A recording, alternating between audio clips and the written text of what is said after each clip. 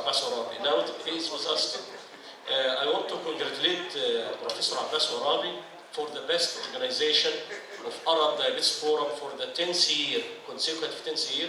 It was very enormous and a lot of figures from the Arab world. And Professor Abbas Orabi celebrated and made a special tribute for the great Professor Muhammad Ghunem. And this is a tribute for all of us in Mansoura team. So thank you very much for this. And today we'll enjoy your presentation about redefining diabetes. تفضل يا باشا.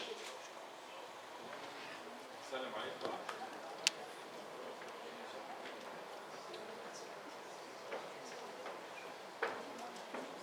ثالث مرة. لا كده بالثلاثة. بعد كده تبقى عايز محلل. لسه مرة كمان يا باشا.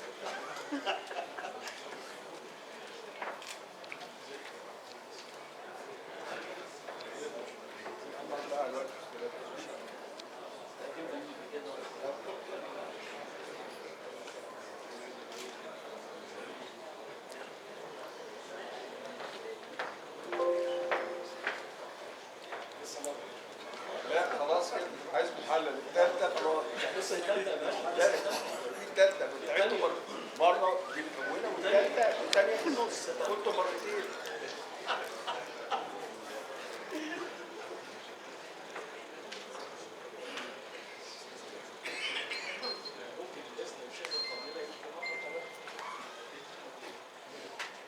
بعد كده ندخل المؤهلات بتاعتنا عشان نعتمد.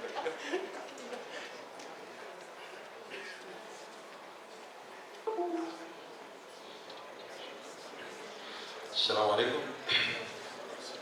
طبعا شكرا على التقديم الهائل اللي قدمه لي زميلي وصديقي العزيز دكتور حسين بيه عيشه، وشكرا جزيلا لرئاسه المؤتمر.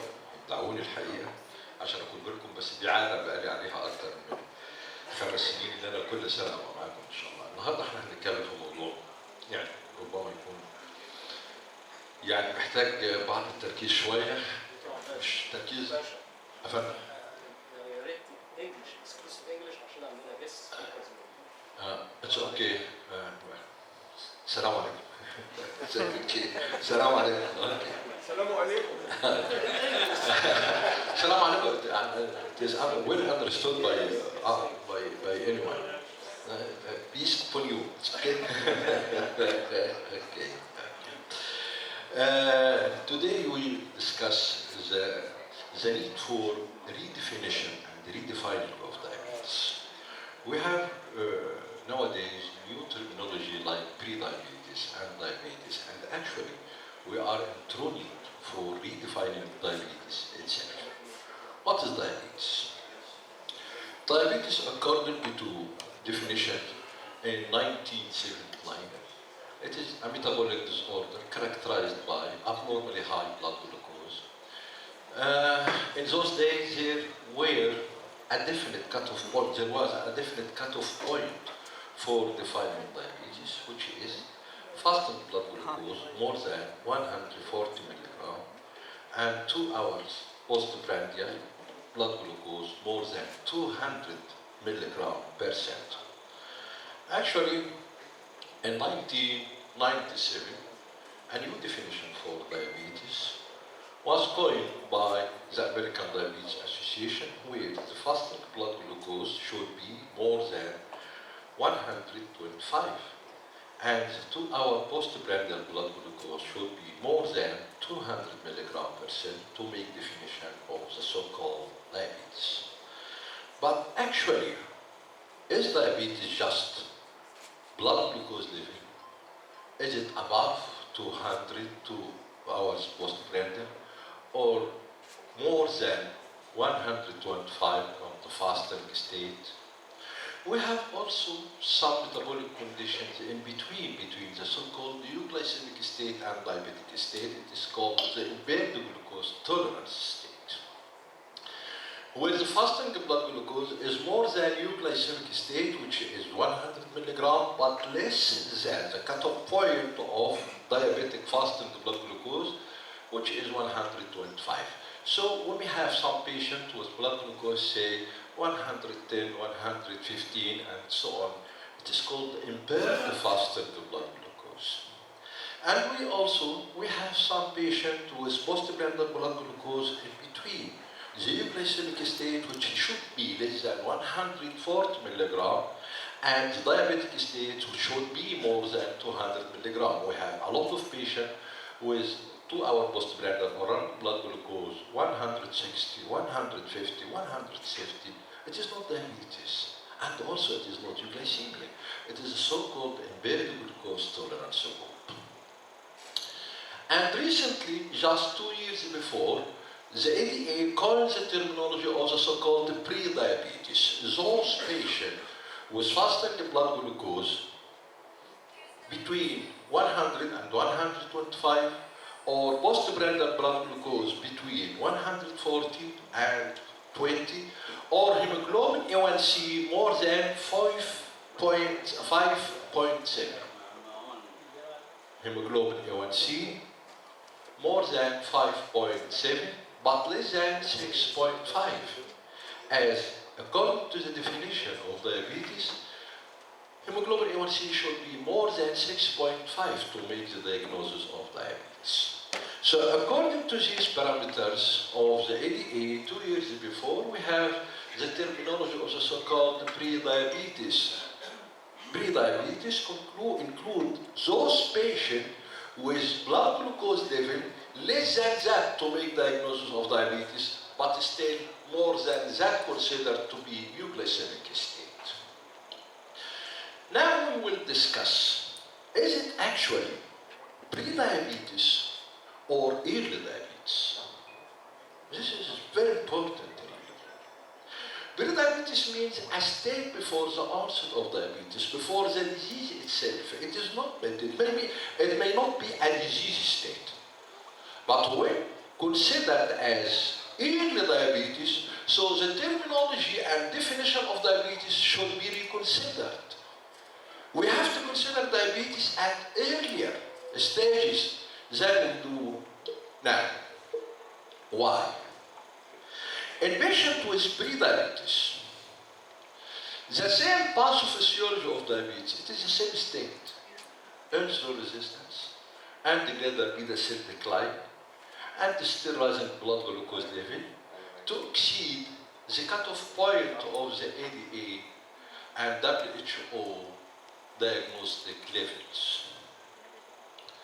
The same pathophysiology, insulin resistance, which initiates so much early, maybe 10 years or maybe more than 10 years before the onset of the hyperglycemia, before the onset of the cutoff point to make diagnosis of diabetes, to make diagnosis actually of hyperglycemia that may associate diabetic patient. Actually, in patients with prediabetes, we may see many patients at time of diagnosis with macrovascular complications.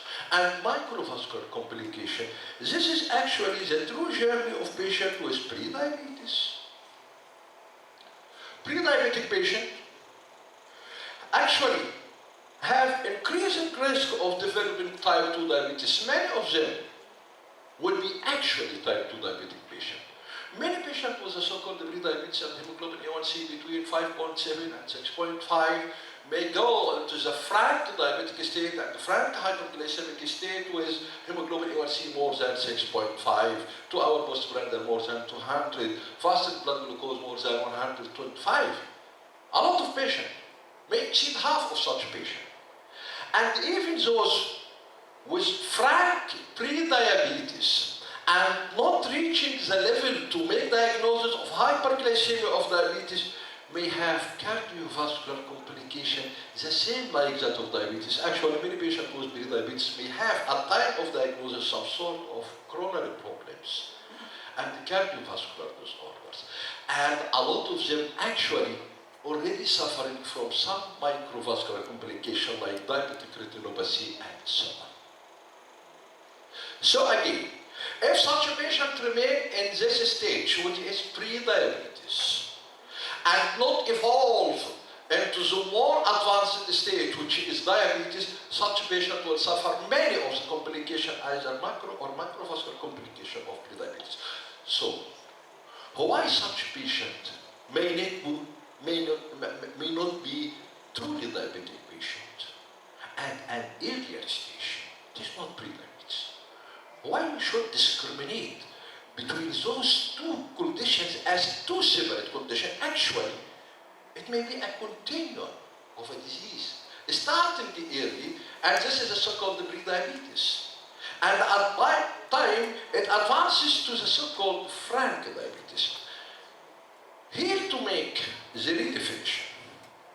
What is diabetes? Is diabetes hyperglycemia only? And do we make the diagnosis of diabetes by hyperglycemia?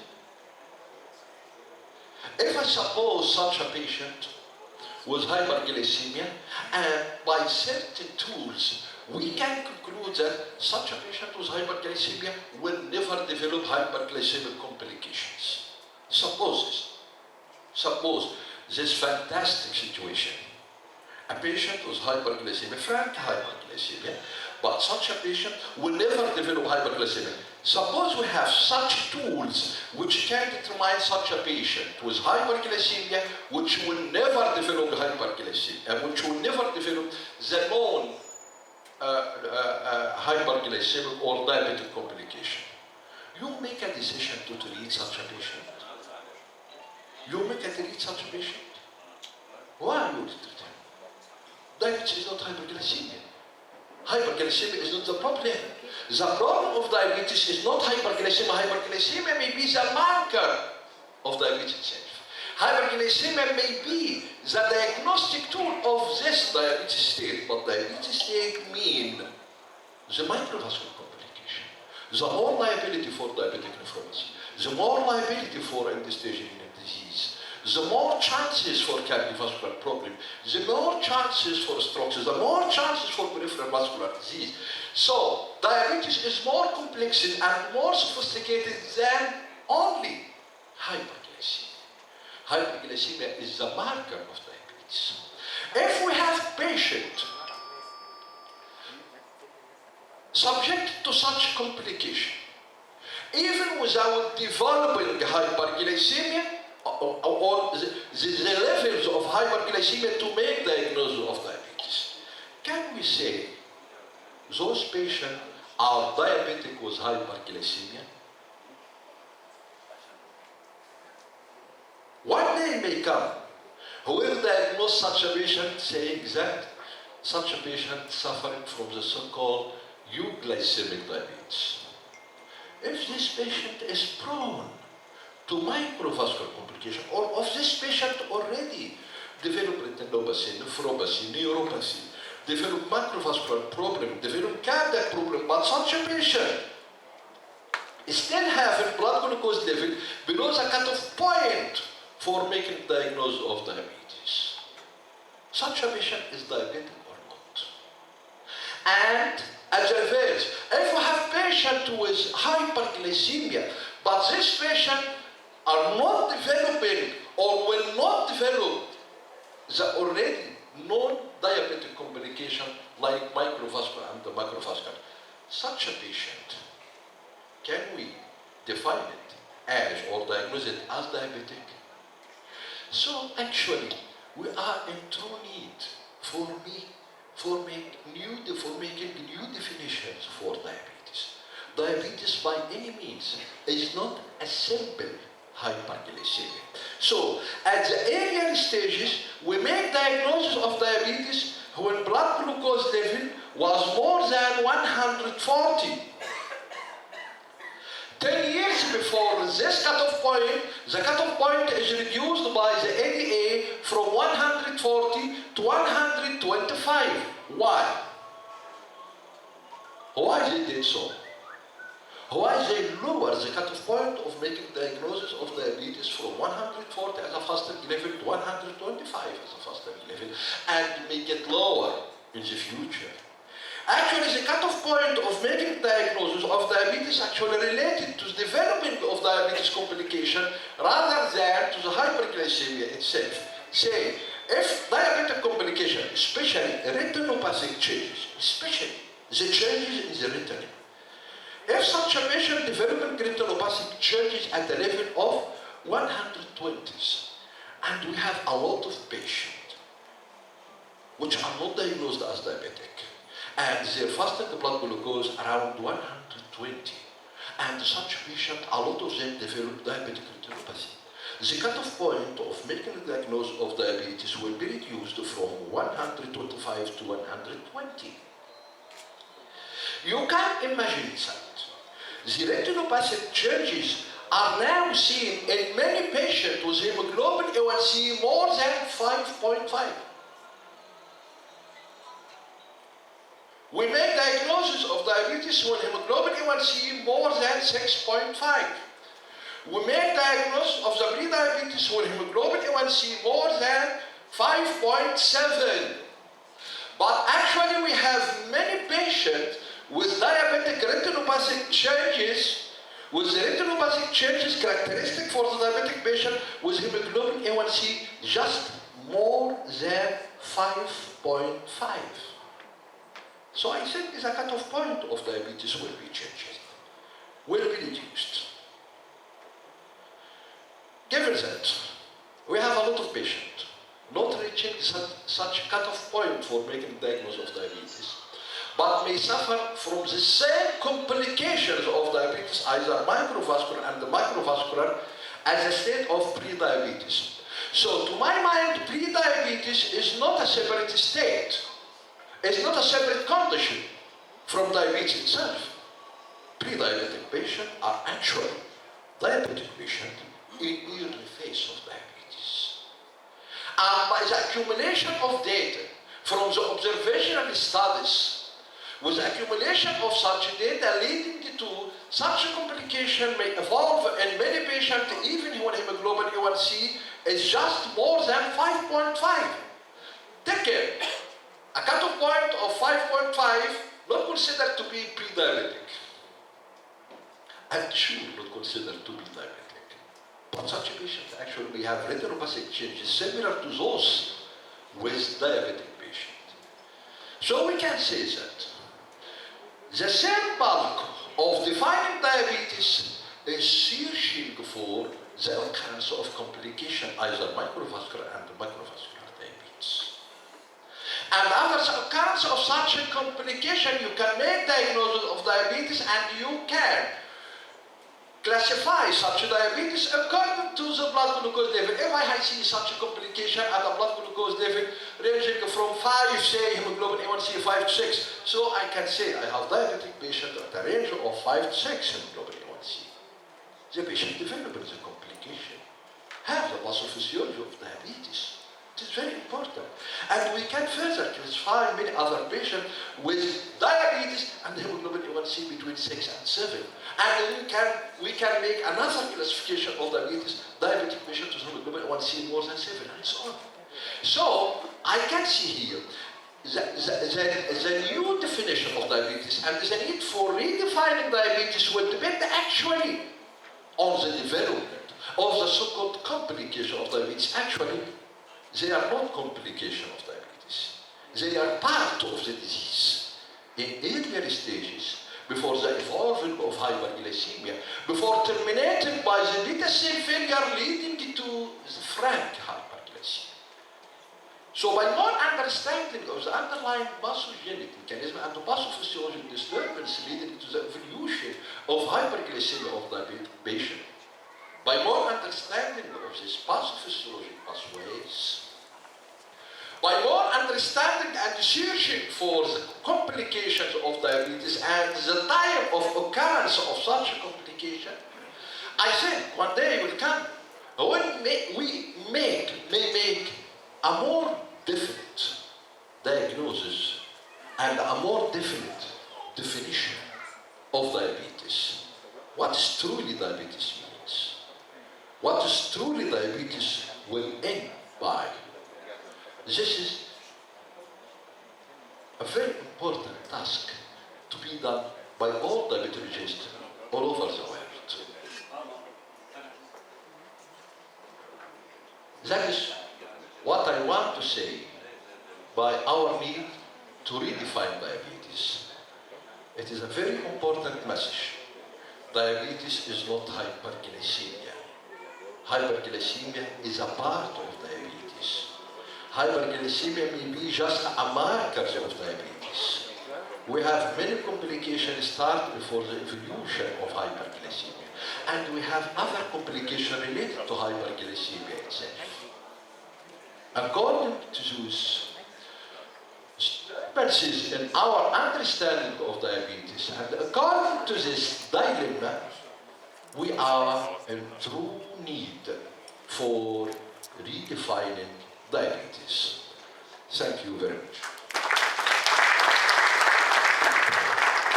Thank you very much, Professor Abbas, for this very nice concept. I like it because it is the way to prevent diabetes. Or prevent complications. So I agree with you 100%. Is pre-diabetes diabetes? I agree. Why? Because I reviewed many literature through the last year. Even in kidney, pre-diabetes is associated with progression of CKD and development of the pathology is similar or near similar to diabetes in more than 11 articles. And there are some articles addressing the hemodynamics confirming hyperfiltration within pre-diabetes. Both me and Professor Sabh, when you started with the first slide, is pre-diabetes considered diabetes? Both of us said yes. And if we want to change the face of diabetes, we should manage the patient earlier. Even if we address the risk factors like obesity, ATC, I think this will be translated into better outcome, although we don't have an evidence-based medicine for that. So it is a time to omit pre-diabetes, impaired glucose tolerance, and impaired fasting, and to consider normal glycemia or diabetes. It's just to convince the people to respect lifestyle modification, because according to the American Society of Cardiology, the only way, the best evidence to prevent complication is lifestyle, food, and exercise. Thank you very much for this concept, and because of the time, ده بروفيسور صبري طبعا هو الشيخ الفضيله ما نقدرش نتكلم. انا الحقيقه مور براكتيكال عنك. انا ما يهمنيش اسمي diabetes or pre-diabetes. انا عندي disease which may produce hyperglycemia only and may produce other more serious complications. سواء اعتبرت diabetes او pre-diabetes مش ده المهم. انما واضح من زمان قالوا لنا ان diabetes is not a simple disease, not simply a disease, it is a syndrome. لان احنا عارفين ان في تلت الحالات diabetes is complicated by diabetic nephropathy or microvascular complication or micro